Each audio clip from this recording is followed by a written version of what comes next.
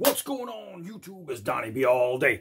So, all right, this question has been brought to me a lot. A lot of people have asked me to do some kind of sharpening videos and things like that and to show what I do. So I'm not going to go over like everything I do to sharpen, because I have so many different methods to sharpen, so many different tools to sharpen. I like using some diamond plate. I love using, you know, stone and just going by hand, just slowly and working the blade over and over again. But when I really need to sharpen something, I put it on the old belt and I make it work. Also, one of the big things I use is right here. So the ceramic side is pretty much what I use all the time. I don't really use the steel. I can, you know, put it in there and give it a couple drags. You hear that gritty sound. This thing is just not sharp.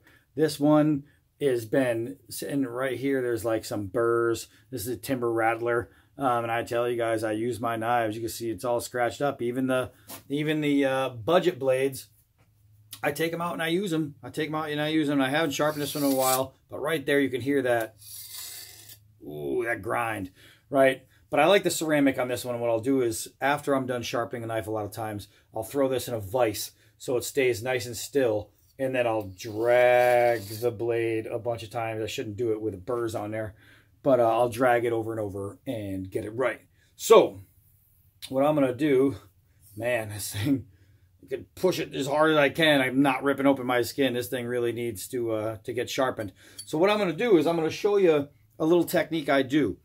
I'm going to turn on the belt and I'm going to go by hand, and I'm not using a jig or anything like that. I'm just going to understand my angle. I'm going to drag a couple passes over. Then I'm going to turn it around and I'm going to drag a couple passes over. And what's going to happen is it's going to end up leaving me with a burr on one side. And what people will do is they'll get that burr and then they'll take it to a stone and they'll try to get rid of it with a stone or something like that. But we're not going to do that.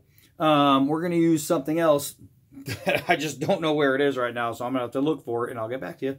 But we are going to try and buff, well, not try, we're going to buff off the burr. And what's going to happen is, once you get a nice angle and then you have that burr, all that stuff hanging over the edge, once you get rid of that burr, it's gone. I just noticed like a little tiny chip right here.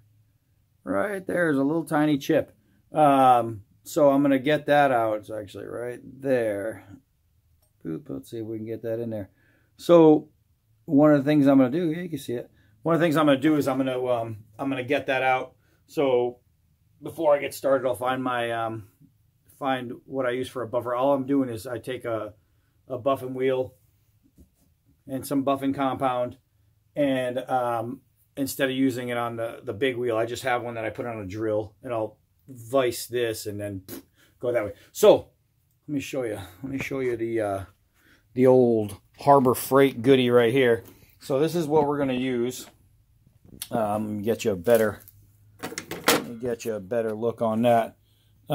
Just a little 1-inch belt. I don't have the big one. Maybe someday I'll go ahead and get one.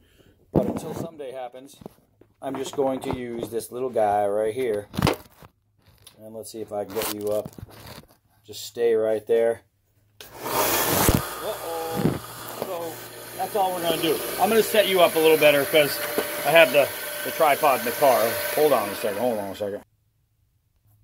All right. So I think we're in a better position. Hopefully you don't slide down. If you do, I'll fix it.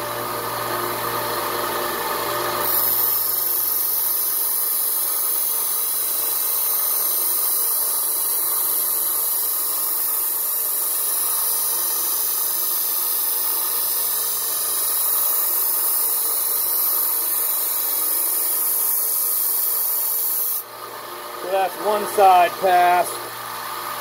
Look around to the other side here.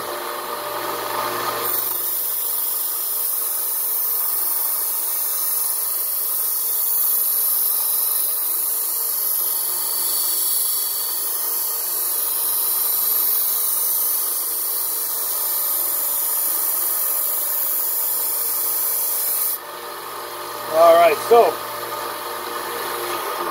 I don't know if I'm going to be able to show you the burr, but let's see. Let me bring it back over here. I'm going to bring you back over here, get you in the light, and we'll see if we can't show you this, what's going on here. So now I have a nice burr going on this side of the blade, and it's probably not going to pick up, but it's there. This side is nice and shiny now. You see that? And it's smooth. If I do this, it's smooth all the way. This side, however, if I run this side, if I run my finger on it, you hear that? It's got a burr. I don't know, it's kind of hard to show you, but it's got a little burr going all the way up there. You could flick it. You could feel it. So what I'm going to do now is I'm going to track down my my buffer, and we'll get to work on that. Hold on. All right, so first things first, I'm going to get the dust off my buffing wheel. I'm just going to run it. Now I'll put my hand out. I'm going to buff my hand. And what that's doing is it's getting it nice and a little bit fluffier so I can put on the compound. And let's see, that's it.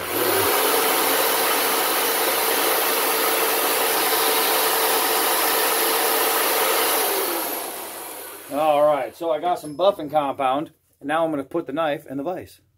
All right, so the knife is in the vise, and I have the burr side up. So what I want to do is just run this all along that burr.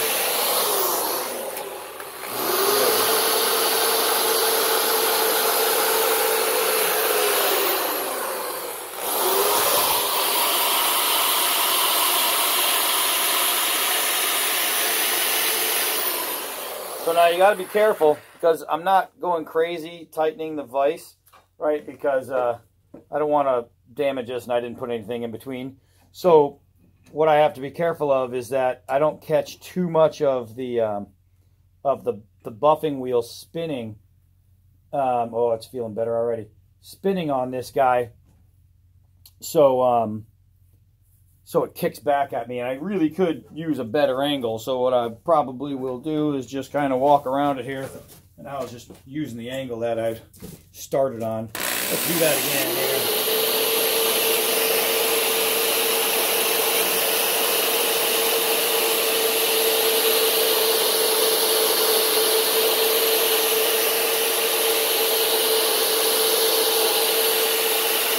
This is a lot easier if I put on the grinding wheel, if I just took a buffing wheel on there. Oh man, that feels so much better. So much better.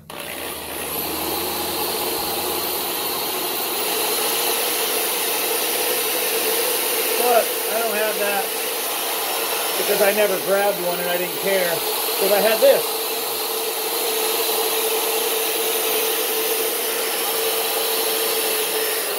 I mean, the buffing wheel to put on here is pretty cheap and easy, but I use both of my stones so much that I don't want to keep altering, and I could just get another machine just for a buffing wheel, but I mean, this does just fine. It's doing exactly what I needed to. It's getting smoother. It's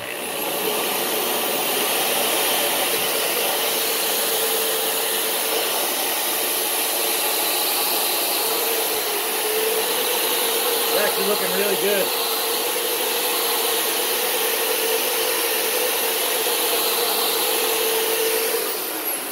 Actually looking really good. So now that it's feeling pretty nice, what I'm going to do is I'm just going to rotate it and just buff the other side of the edge. No, it's not 100% necessary, but it makes me feel better, and I feel nice inside, and I like to feel nice inside. So here we go. So I'm just going to tighten that lightly, grab my wheel again.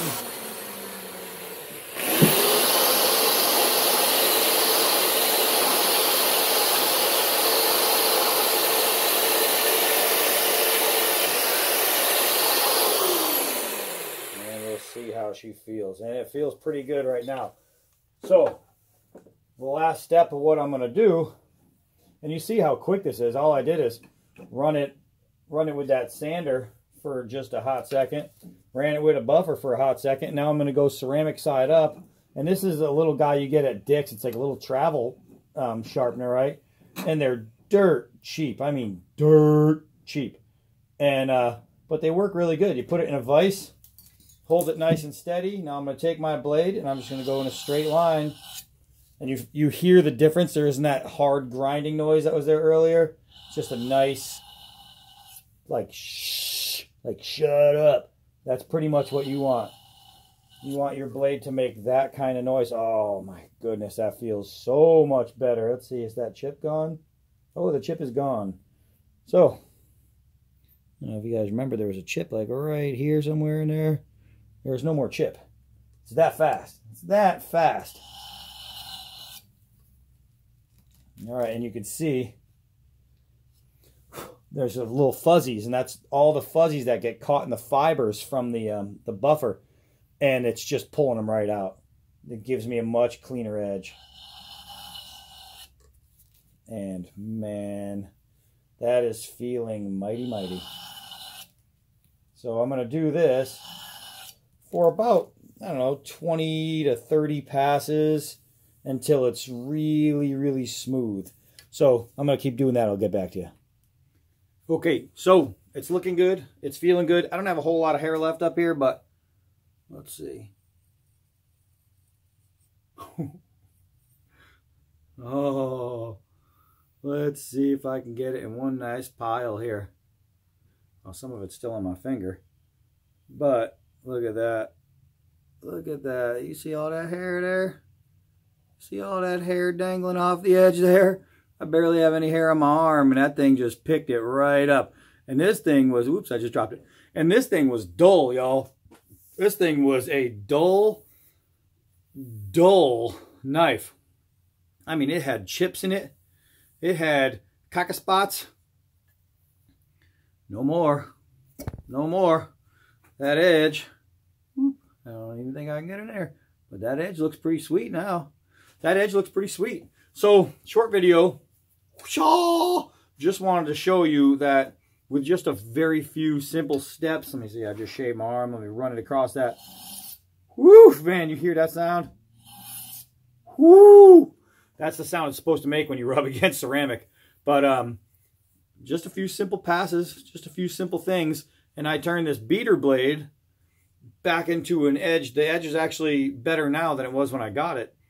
And this is the TR87 by Timber Rattler.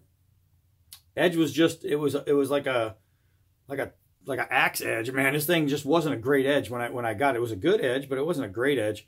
This edge now is so much better than it was. And you saw how simple it was, how quick it went. So I know a lot of people wanted to know, okay, Donnie B, can you do some sharpening video type stuff and show how to put an edge on a knife? A little bit of sanding and a little bit of buffing, a little bit of passing across the ceramic, and you can have yourself a pretty good edge. Pretty good. Is it professional edge? Is it going to be some crazy out of the box, just got it from some $10,000 knife maker? No. I'm not gonna give you false hopes and say, okay, this is how you create a fall niven, or you know what I mean, or something like that. This is how you get that edge. No, man, this is just a very, very good edge.